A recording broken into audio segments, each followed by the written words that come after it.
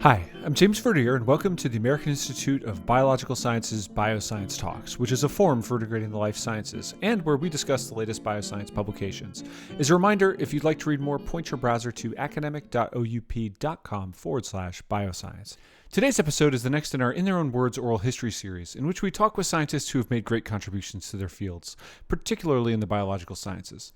Today's guest is Dr. Peter Raven, who is President Emeritus of the Missouri Botanical Garden, St. Louis. He's also a past president of AIBS. And if you find what you hear today interesting, I'd urge you to check out Dr. Raven's forthcoming autobiography, Driven by Nature, which is jointly published by the Missouri Botanical Garden and the University of Chicago Press. And one of the perks of being the interviewer here is that I get to have an early look at some of these books, and I heartily recommend this one. He's a great storyteller. Anyway, I've gone ahead and placed a link in the show notes for more information about the book, but for right now, let's go to the discussion. Dr. Raven, thank you very much for joining me today. It's a real pleasure to be with you. Okay, so our first question is, when did you first know that you wanted to work in the life sciences? Well, I got interested in the life sciences when I was about 7 years old, and I really decided on a career in them when I was in high school, but didn't understand until I was really in college that there was such a thing as an academic career in them where one could go on and have a job, be supported working on the life sciences entirely. And that was a great revelation to me and a huge pleasure to find out. What was the first thing that drew you in when you were 7? I read a book that while I was lying in bed recovering from the measles, strangely enough, called that my mother brought me, called 6 Feet, and it was a book about insects published in 1930 that described each one and with a kind of a poem and then some pictures and a little essay. And I was so interested in what it had to say that I couldn't wait until I got better and could rush out into my backyard and see some of the things that were there and try to figure out what they were. That's fascinating. And you spoke a bit about not knowing that you could make a career of it in academia. What had been your vision before that? Well, when I was in high school, I thought that what I would probably do was teach high school in life sciences or something like that, and then and pursue the things I was interested in, collecting insects or collecting plants as a kind of a hobby. And what caused the, kind of awakening to the possibility of, a career in the academy and doing that sort of research and work? Well, when I was an undergraduate in college, I came to understand that in graduate school, I could be supported with fellowships and things and conduct my studies and get trained. And then as I would get trained at that level, get a PhD degree, that I would be able to get a higher level job, one teaching in a university or, well, primarily I was thinking of one teaching in a university at that time. I couldn't have afforded to go to graduate school if I'd had to pay personally for being there. But of course, it turned out that fellowships were abundant, and it was, if you had the grades, it was relatively easy to get one. And so I did, and away I went, very happily. And what were your interests like, as through your undergraduate career? By the time I was in high school, I was largely involved with plants. I had moved away from collecting beetles and butterflies, and I was collecting plants. There was a comprehensive book on the plants of California by a man named Willis Lynn Jepson, who incidentally was one of the founders of the Sierra Club, and which was called A Manual of the Flowering Plants of California.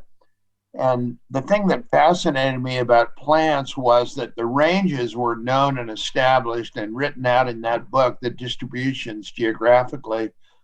And so on the one hand, I would know where to look for them, go out and try to find them, collect them, and get to know them. And on the other hand, I would also know when I'd found anything interesting, like one a little bit outside of its range or in a special place, or best of all, one that wasn't in the area at all or even known to science. And so that kind of a knowledge base made it all a sort of a gigantic game for me, which I love playing. I did that all through high school. I was fortunate enough in high school to start going to the Sierra Club base camp outings. 1950, when I was 14, was the first I went to, but for the next 6 years, I went every year to those outings, went to particular places in the Sierra Nevada and collected plants. And by doing so, helped to add to the then growing picture of where high elevation plants were found in the Sierra Nevada. And of course, giving myself a great sunburn as well, which led to a lot of actinides that had to be removed later in life. Sunscreen wasn't quite as common in 1950 as it is now. They didn't think about using it at all, really. The thing you were supposed to do was rush outside and get tan. And if you have a pale Irish skin, not so easy to do. In fact, impossible. I would imagine that the dermatologists in our listenership are right now cringing. But that sounds like a very fruitful experience on those early Sierra Nevada Club outings. Well, it was wonderful because it enabled me to feel I was doing something really right. John Thomas Howell, the curator of the botany at the California Academy of Sciences, the museum that nurtured my early interest through its student section, John Thomas Howell, Tom, asked me to go on 1950 when I was 14 because he wouldn't be able to go that year. And he himself was building up a picture of the plant distribution in the high Sierra Nevada. And of course, that was a huge honor for a 14-year-old, and I did it with relish. What really made it incredible was that Ledyard Stebbins, who was the leading plant evolutionist of the 20th century, was going to that same session that I was going to on the east side of the Sierra Nevada in the drainage of Bishop Creek with his daughter. And I actually got assigned to go up there on a ride with him. I didn't know who he was at first, but I soon found out. And thus, at the age of 14, was be able to get a friendship with that great man that lasted until his death in 1999. And do you chalk that, those kinds of opportunities up to serendipity, or was it that you were actively, pursuing those relationships and making those acquaintanceships, at that early age? It felt like serendipity, but I think that God helps those who help themselves is also a good metaphor for what was going on. If you have a strong interest and you keep pursuing it, then you're likely to be able to find opportunities. And so if we nurture strong interest in our own young people now, and they pursue them actively, they're likely to find opportunities too. I think one goes with the other. If I hadn't been avidly interested in botany and in biology generally by that age, I wouldn't have run into any of those people. And if I had run into them, it wouldn't have meant anything. On the other hand, who was there was surely a matter of serendipity. That makes sense. So it's a situation in which you pursue your interests and stay as near to them as you can, and eventually you find yourself in the right place at the right time. If you live in a society that has a lot of variables in it, a lot of different things, and a lot of different experiences laid out for you. I mean, I was very fortunate. I was I was the only child in a family growing up in San Francisco, and there were just lots of opportunities and lots of terrifically interesting things outside. And I suppose it doesn't hurt if one has the Sierra Nevada mountains practically in one's backyard. Well, they offered a special stage for a special pursuit during the time I was a teenager, which really sealed my fate, so to speak. It certainly sounds like. Changing gears a bit, what would you say has been the biggest surprise of your career? Well, it was a big surprise. I mean, going back to the beginning, it was a big surprise to know that I could afford to go to graduate school. Beyond that, of course, there have been many surprises. Winning the National Medal of Science, being offered the directorship of the Missouri Botanical Garden.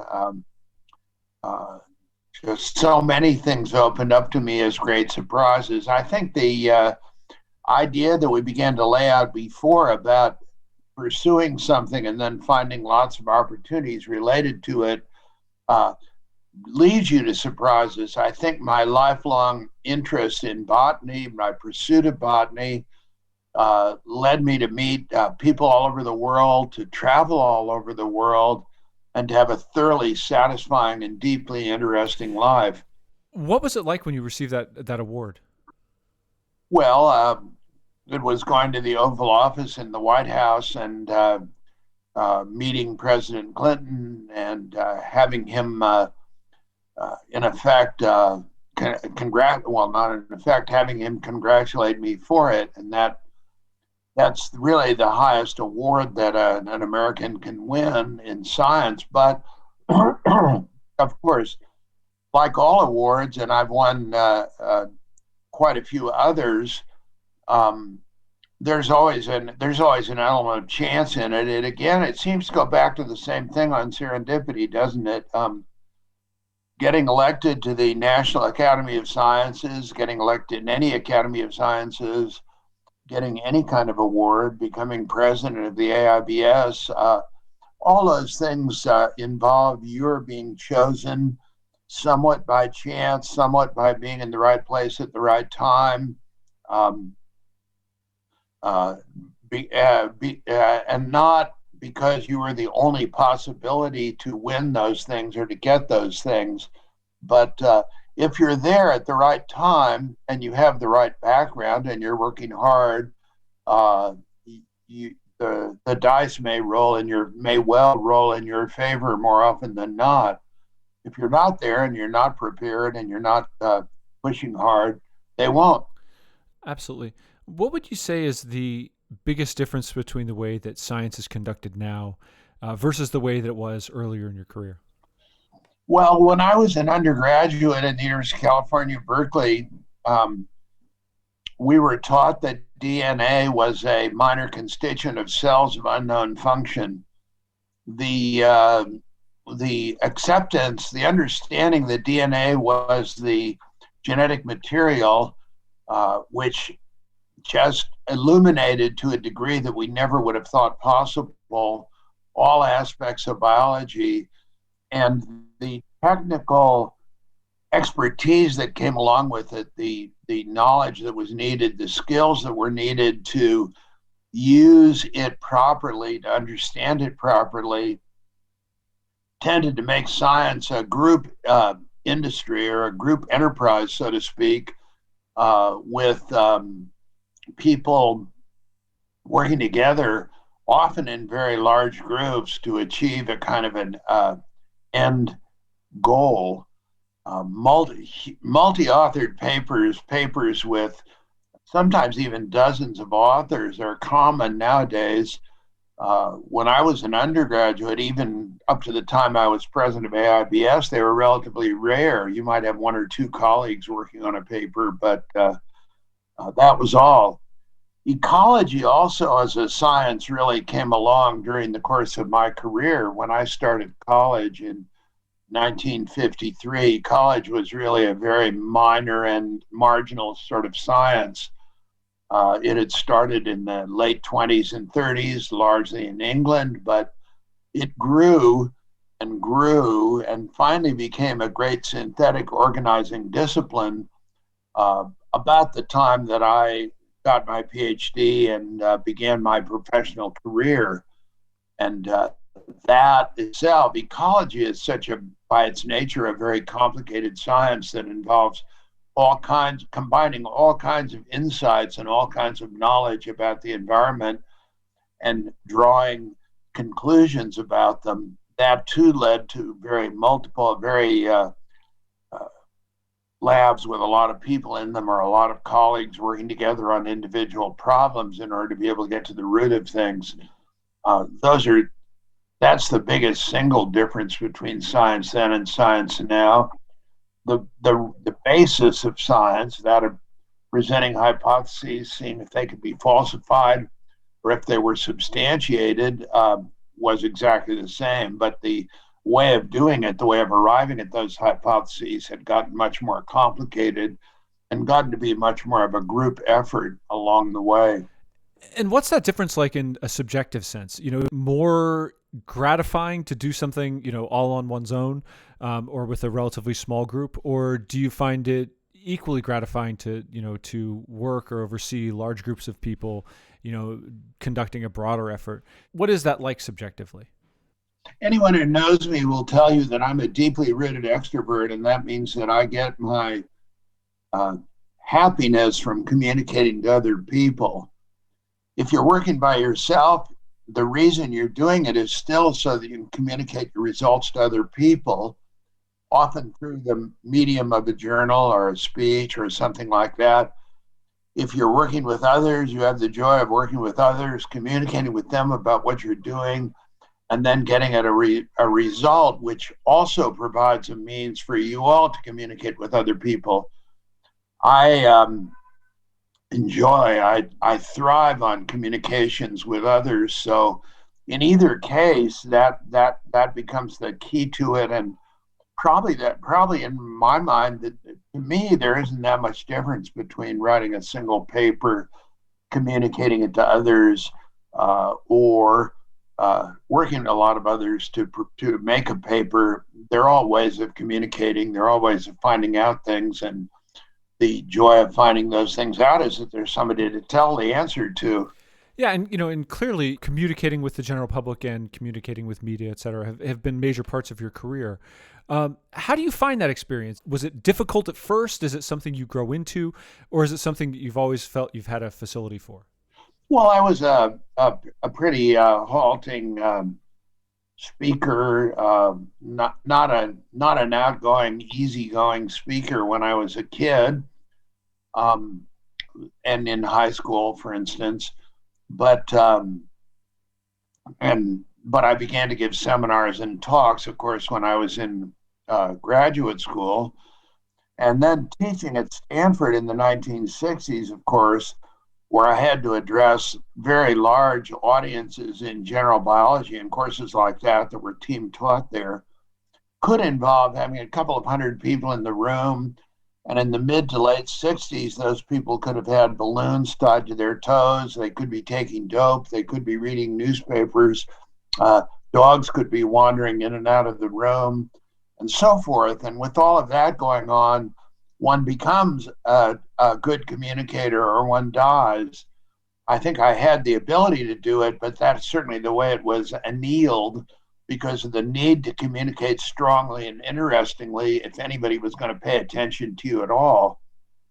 I should say that the idea of communicating about conservation and the need to build sustainability worldwide, the existential threat of our population growing beyond the ability of the earth to support it, that didn't really become clear until the late 60s and the 1970s, when it became obvious to many of us that conservation was not a matter of saving the wolves or the polar bears alone, or conducting or arguing about the path of a single road. Conservation was communicating as widely as possible with people at all levels about the need to conserve the earth and to live in such a way that sustainability would be built globally.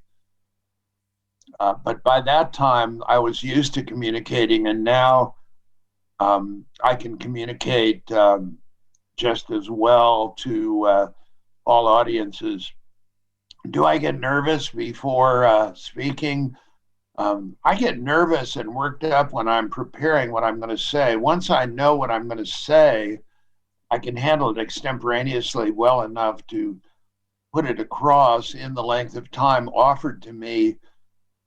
All right, but organizing it, learning what I'm going to say, finding it out, doing research on it, seeing how it falls together into an outline, that's a difficult process, I think, for anyone who does it properly, because there's always much more material than you can put across in a given length of time, whatever the given length of time is.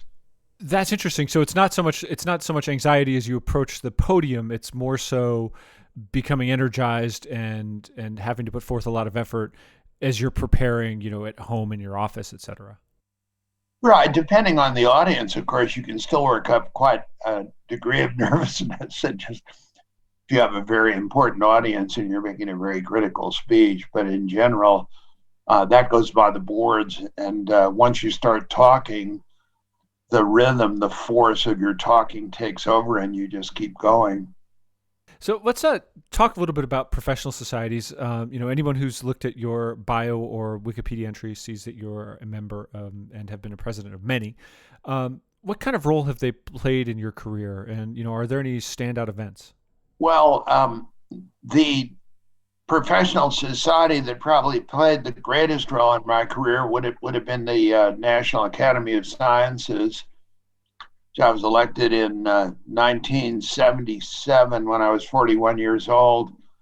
I soon got on the council, was elected to the council, and then I was elected Home Secretary, and I ran Home Secretary, which means running all the meetings and supervising the elections and so forth, for 12 years. That was a way of life during the time I was doing it, where I met many people, the most important scientists in the US. Many of them were active in the same way, and where I really relished all of the social and other actions and interpersonal interactions that went along with it. I worked with two very fine presidents of the AAAS, Frank Press, who died recently, and Bruce Alberts, who's a professor at the University of California, San Francisco, both of whom were a delight to work with, as were many, many other members of the staff.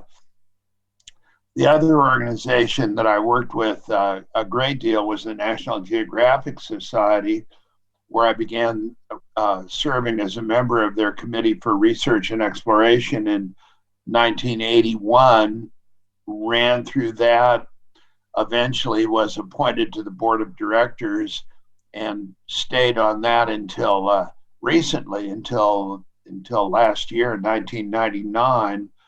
That in turn led to a lot of wonderful interactions with people on the Committee for Research and Exploration, great annual excursions that we used to take to all parts of the world, India, Turkey, Egypt, Vietnam, many, many different places, and in the course of China. And in the course of that, I learned a great deal. And an organization like the AIBS was one that was very important to me when I was a graduate student and even an undergraduate student, because of the annual meetings. The annual meetings of the AIBS, like the annual meetings of similar societies, were a great place both to present material, get criticized or praised for what you presented, to learn how to do it better, and a great place to meet people. And those sorts of meetings are a great thing even now. When I was a graduate student, the AIBS meetings were the most important annual event for us, and I used to love them. When I was elected a president of the AIBS later, I did what I could to foster that, and of course was fairly near the time when the concept of annual meetings was breaking down, and so the character changed. But in the AIBS, I've been extremely pleased by the quality of BioScience and the quality of the articles published in it. And I'm very excited about the current efforts to make it an even more effective forum for communicating to the general public. For me, for decades now, it's become the most important thing. It's become communicating to the general public. I feel that the situation we face in the United States and worldwide, involving both accepting science as a rational basis for understanding the world, and therefore something that underlie almost all of our actions, the possibility for doing that has been the most important thing to me now for a very long time. So I was delighted to fall into that at the time. I was head of the Missouri Botanical Garden, a very substantial organization, and then president of organizations like the AIBS or the AAAS, and have the ability and the opportunity and the podium to speak out to the general public. It's frustrating to see the way things are going now, but and that people are not taking many of the things that they should seriously enough. But I've certainly done my part as much as I thought I could at a given time to improve that situation, and I've greatly enjoyed the opportunities to do that. That being presidents of organizations and active in their governance has given me. Do you see that as a changing role for professional societies, in that it's more becoming more of an outward-looking program or set of objectives? You're reaching out to the general public more so than used to be the case, rather than building the community internally. How has that changed over the years? Well, I think it's always been a place where professionals could come together and work with one another to publish articles, to hold meetings, to do other things. And I think it's always been an outreach kind of society through its publications and through its general efforts. It's always been a way of fostering understanding of science and building science into our daily life. And I think now what's going on is simply a matter of probably focusing those efforts and pushing them even harder when science is so often tending to be neglected. And when, sort of to our surprise, people's doubt in science is often based on what political or social goals they want to achieve, and then just trying to brush science out of the way, rather than by looking at science for what it is, which never mandates what you need to do. For example, science doesn't say you shouldn't jump off a 5-story building, or you should. It simply tells you what will probably happen if you do. And people should take it in that sense. And I think organizations like the AIBS have always been working to get people to take it in that sense and to spread the word. That's interesting. So it's a role that the scientific society can take up that the individual researcher might not have as much access to as a scientist purely. Well, absolutely. It's the societies that pull people together and that attract attention and have publications. An individual researcher without a kind of a backbone, a skeleton around which to build, or a basis from which to reach out, a base from which to reach out, would never be able to accomplish as much. It wouldn't mean anything. Now, of course, in that sense, universities can operate in the same way as scientific societies, so to speak, bringing people together and all. But by definition, they're less diverse, but they do perform a very similar role in bringing people face to face with important scientific information. But universities, of course, now that they've developed into much more of outreach organizations than they were when I was starting my career in the 1960s and 70s. It was almost considered negative to reach out to the public. If you were in a university, science was considered to be a kind of a cloistered activity where one would draw one's conclusions, but not push them out as much, just let people kind of dig in and find them if they would. Nowadays, it's considered a plus to reach out to people with your conclusions and with your ideas about what they might mean. In the 1960s, it was almost considered a negative. How has that, kind of role been for you? Obviously not being in solely a traditional academic placement, at the Missouri Botanical Garden. Did that public-facing role, kind of reach you earlier and more strongly, perhaps, than it may have for those who were, cloistered in academia, as it were? Oh, probably. I mean, if you're head of a not-for-profit organization, it's more analogous to being the president of a university in terms of your standing in the community. You're expected to have views on things. Now, I was very careful during the 39 years I was head of the garden not to get too much into direct politics in my public outreach, but I never hesitated to reach out on questions like evolution, what was happening to the environment, what we ought to do about it, what that said we ought to do about it, all that time. And yes, it does give you a kind of a, being the head of it gives you a kind of a standing or almost a necessity of doing that. You have, of course, a serious obligation to raise funds for any organization that any independent organization that you're the head of that has a program that needs funds, and that makes you a public figure fairly automatically if you're going to be successful. But well, enough said. Understood. Let's talk about a few, kind of perhaps superlative days from your career, or events or periods. Let's not define it too strictly here. But what would you say was your most challenging day on the job? The most serious challenge I met at the garden. There's two different ways of looking at the idea of challenge. The most serious challenge I met was when we were about to build the entrance building, which we call the Ridgeway Center at the garden. We'd been conducting a capital fund drive and raising money for it, but that was in 1979-80. And of course, in the last year of President Carter's administration, we were running an inflation rate of about 15%, with an inflation rate of buildings, architecture, of about 18%. And so we came to a point where some of the trustees said, well, maybe we ought to just give back the money. We really can't afford to build the building. And others said we ought to look at the plan of the building and see how we can find a way to go forward.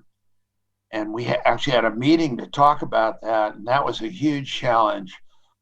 And those who thought we ought to go forward won the day, and we did go forward. We had to cut the building back in some ways, but we were able to go forward within the limits of what the money that it was possible to raise at that time. Now, another kind of a challenge was winning tax support for the garden for the first time. The garden, founded in 1859, the Missouri Botanical Garden is the oldest botanical garden in the United States that's been operating continuously. The U.S. National Botanical Garden at the foot of Capitol Hill is older, but it's been closed for periods during its history. At any rate, the garden is a private organization governed by a board of trustees who are elect their successors, have a few ex officio members, and never received private support. So one of the problems that we solved while I was head of the garden, the most important problem and the most important success ultimately, was how to win tax support for the Missouri Botanical Garden, a private organization, when the Constitution of the state of Missouri clearly prohibits giving public monies to private entities. And it turned out the way we constructed it was to create a public entity from the St. Louis City and St. Louis County, which are separate entities here, a body, a district commission that would receive the tax funds and then pass them to the garden, contingent on satisfactory submission of budgets and goals and objectives and so forth. However, to get that, we had to both work with the state legislature to get permission to hold the election, and that involved 2 years of very heavy politicking. And then we had to win separate elections, both in the city, which is, I said, a separate entity from the county, and in the county to approve a tax rate for us. The Zoo Museum District, which in St. Louis supports the Art Museum, the zoo, the History Museum, and the Museum of Science, is a rather unique organization in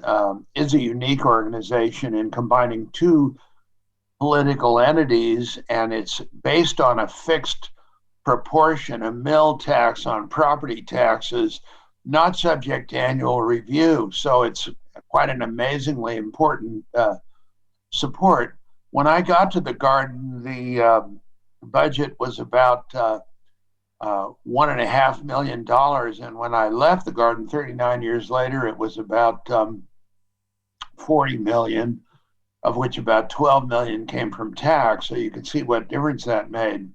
Even giving giving recognition to the role of inflation and all of that, it grew by about 5 times. And that in turn allowed us to have many more exhibits, many more educational programs, to reach all over the world with our scientific programs and to have a steady base to carry on with. So in one way, achieving that tax support was the biggest problem I faced, and then turned out to be what I consider to be the most important thing that we were able to accomplish during that time. Is there anything that prepares you for that sort of experience? It doesn't sound like it's the typical purview of, somebody who's gone off and gotten a PhD in a scientific field. This sounds like economics, politics, business, obviously. It's where you can write. He laughed hysterically at that point. When I came here from Stanford, I was on the faculty of biological sciences at Stanford University for 9 years. It was a wonderful experience with close colleagues, Paul Ehrlich, Richard Holm, and others, really introducing me to biology as an integrated science of great importance for the world. But I did not supervise a single person. So I obviously had no idea what to do. It turned out, and I have to thank the trustees for having thought that I somehow might be able to manage it. I don't know what they were thinking about, but I came here and there were something like 80 people on the staff, and there were these departments, and I knew instinctively that I couldn't direct them all. There was no hope of micromanaging even at that size. There were about 500 people on the staff when I left.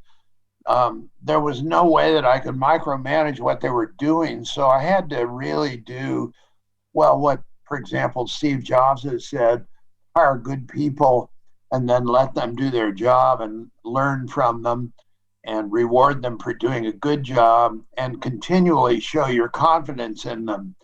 It just so happened that although although as you've seen in this interview, I'm very much of an extrovert and do a lot of talking.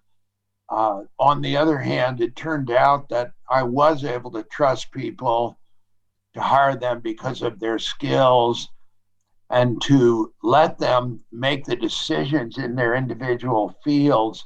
I had nothing to prepare me for that. It was just the very good fortune of the garden, I must say, in retrospect, now that I'm retired, that I somehow had that in me. No, nothing prepared me. It was ridiculous in that sense to assume that I would be able to do it. But simply a matter of, getting into the position, hiring the right people, delegating responsibility. And it sounds like also a lot of on-the-job training. Oh, absolutely. And I had no assistant, no kind of operating officer in the first year or so. During that time, I had to look at things very closely. And in doing so, I learned about all the operational parts of the garden. And that was invaluable in a way. If I'd had a COO equivalent who had gone on from before I was director until after, I wouldn't have had that chance to kind of find out what was going on. But I also have that I really like people. When I meet people for the first time, I always feel good about them. They have to work very hard to get me feel badly about them. And since I like them, I tend to trust them. And that's just something that's in there. You could go on, you could psychoanalyze why that's in there, but it's in there. And it's a very good quality to have for directing a whole lot of people in diverse jobs, because they can feel it. and they know they have your support. And if people know they have somebody's support, they're going to work harder and do their very best on the average. Yeah, it sounds like certainly a valuable trait to have, as one works through some of those more difficult challenges. But moving on from the challenges, what, event or finding or anything from your career would you most like to see long remembered into the future if you were able to pick one? Oh, that I led the garden during a period in which it grew into a world power and a world contributor, a global contributor to understanding plants all over the world and conserving them. It was a strong institution when I came, but its outreach was far more limited. And as a world entity, a globally effective entity in learning about the kinds of plants and in conserving them, it really has played an important role. And I've always emphasized in fostering that program, empowering the nations where we were active, involving them completely, training them. And so we've actually made possible the establishment of strong research programs in botany in a number of countries, in our area in botany, in a number of countries in Latin America, in Madagascar, established very wonderful connections with China, which turned out to be very fruitful in producing a modern flora of China. And I would like that global reach and that global service and that understanding between people and between nations, with the realization that we're not all competing with one another, but that we're all pursuing a common goal and ought to be nurturing and encouraging one another. I'd like to see that going on indefinitely. That kind of brings me to a question about, the nature of an effort that goes by over the period of, 4 decades. How much of if that vision is established, when you're first starting out, how much of it forms over time? How much of it is built up over the years? Do you have an idea of what you wanted to do, or did you have an idea of what you wanted to do with the garden when you first took on the role, and then it developed, or is this something that you deal with the pieces as they're as they come to you, and you see what you've created over the decades? How does that develop? Related very much to a story that was told about Lincoln. It said, did he know exactly where he wanted to go with respect to policies? And he said, in the Mississippi River, and the rivers out where I come from in the West, namely around here, we have a system of navigation called point by point. We look down the river and see a stump or something, and we sail for that. And then when we get near it, we find another point to sail for. That's very much the way I operate, for sure. I mean, that really rang a bell with me. I hired people for a research program globally, excuse me, very opportunistically. As I did so, more opportunities presented themselves and I went on. So it was very much a matter of having a general goal, which was simply to do good in individual countries or individual places or individual research programs and make a contribution. And the fact that it built together by itself, it built together sort of automatically into a bigger network of programs was really a matter of accumulation, not a matter of original design. It certainly seems like a winning strategy. I guess looking back again, if you were entering graduate school today, is there anything that you would do or perhaps study differently than you did the first time around? If I were entering graduate school today, knowing what I know, I would take a major that combined knowledge in the life science with politics, with economics, or something like that, because of the the enormous need for affecting the way the world goes and the enormous need for information in a whole array of areas that fit together to allow us to make the right choices. In other words, I would have enabled an outward looking public career from the very beginning and done that in part by my choices in graduate school. So much greater focus perhaps on, public policy and things like that. Yeah, or economics or sociology. Would that be for the purposes of doing public outreach and trying to influence people to, take science as seriously as many lay people perhaps don't sometimes? Well, even more strongly than that, it would be to enable people not to destroy civilization by overcoming it with overconsumption and flooding it with our desires and our traditional outmoded economic theories, which I think are going to change the world for the worse in the future unless we get very strong in influencing them and changing them. For example, Adam Smith's brand of economics and the brand of economics practiced by most people in the world today sees natural productivity, like every other commodity, as something that gets to be more and more. The more we use it, the more we need it for our operations. And guess what? It doesn't.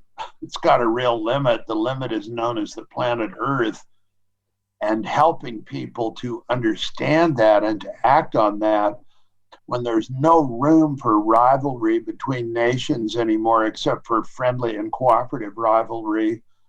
There's no room for 8 people in the world to have as much money as the 3.6 billion poorest people in the world.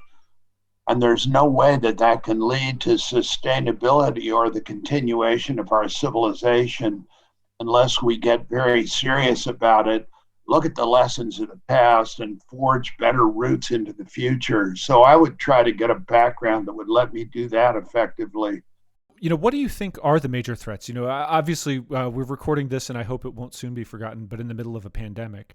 And, we have climate change, of course. What are the major threats that you see on the horizon for us? Well, I can start by pointing out that a very fine organization called the Global Footprint Network, www.footprintnetwork.org, has calculated that in 1970, human beings were consuming about 70% of the total global potentially sustainable productivity. This is entirely based on UN statistics. And now we're consuming about 175%, which leads them to have named Earth Overshoot Day, which in the last few years has been around August 1st. In 2020, it'll be around August 20th because of the pandemic. But the point is, we're consuming much more of the world's sustainable productivity than exists. At the same time, a country like the United States or the countries of Western Europe, if everybody in the world were using up the natural productivity at the rate we are, it would take 5 planet Earths to support us sustainably.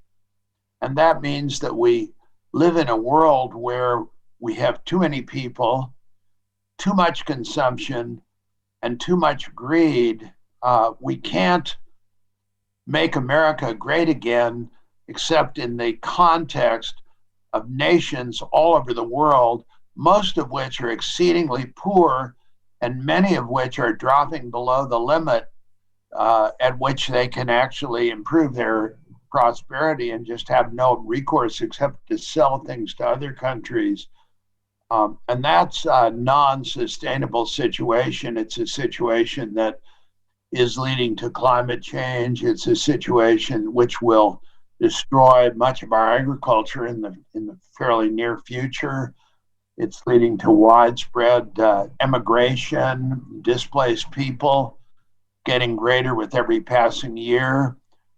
And it's simply leading to a situation in which the things we value, our love for one another, the institutions that we built, poetry, great music, science, all of our enterprises are destined to fail unless we understand what's happening to our single planetary home, get busy, and start doing something about it in a spirit of conciliation and love for one another.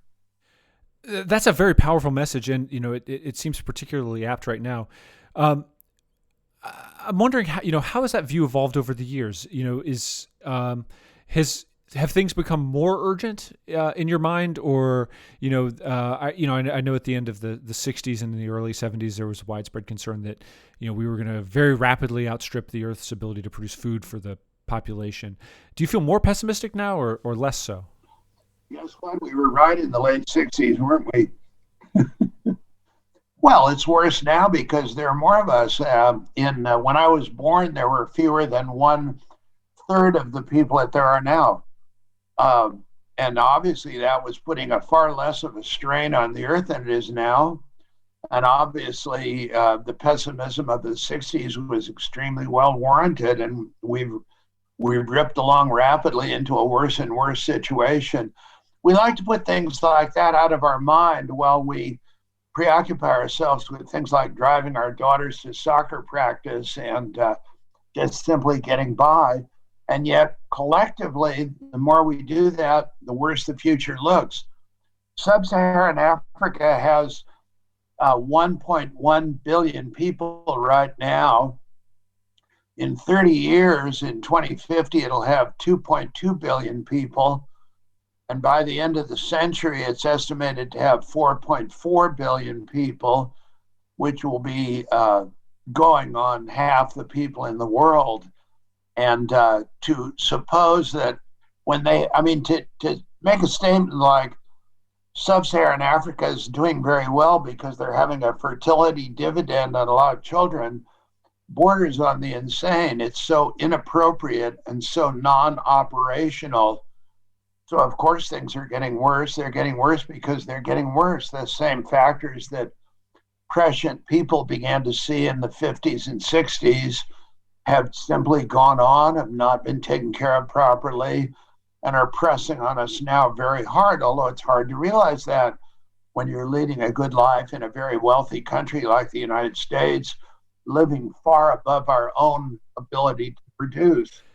Yeah, and that makes sense. And I'm wondering now, for those scientists who are just now entering the field or preparing to enter the field, they certainly have their work cut out for them, both in terms of the science, obviously, but also in terms of the advocacy and the public outreach and so on. What advice do you have for them? Those who are either envisioning a career in science or envisioning or are already in a career in science and, planning next steps. What kinds of things should they be thinking about as we address these problems? One hopes. When you're a scientist, the most important thing you can do is build a solid framework of information based on tested hypotheses in your own area. We need that framework to inform our actions. We need solid work, improved understanding for any kind of action that we might take. Once we've done that, scientists, and indeed all involved citizens, all concerned citizens, should do their best through media like the Global Footprint Network and so forth, understand what's really going on in the world, to try to act on it, personally in terms of consumption and other parameters, and to act on it in terms of the people that we elect and the international choices that we make. In that respect, scientists are no different from any other educated person in the world.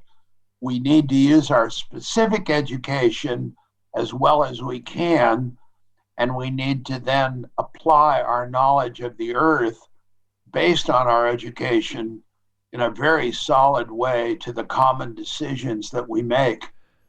And that sounds like excellent advice and also a good note on which to leave the conversation. Dr. Raven, thank you very much for joining me today. You are so welcome. Appreciate your inviting me. And that concludes this episode of BioScience Talks. Just a reminder, the journal BioScience is published by Oxford University Press on behalf of the American Institute of Biological Sciences and is made possible by the support of our members and donors. Thank you, and talk to you next time.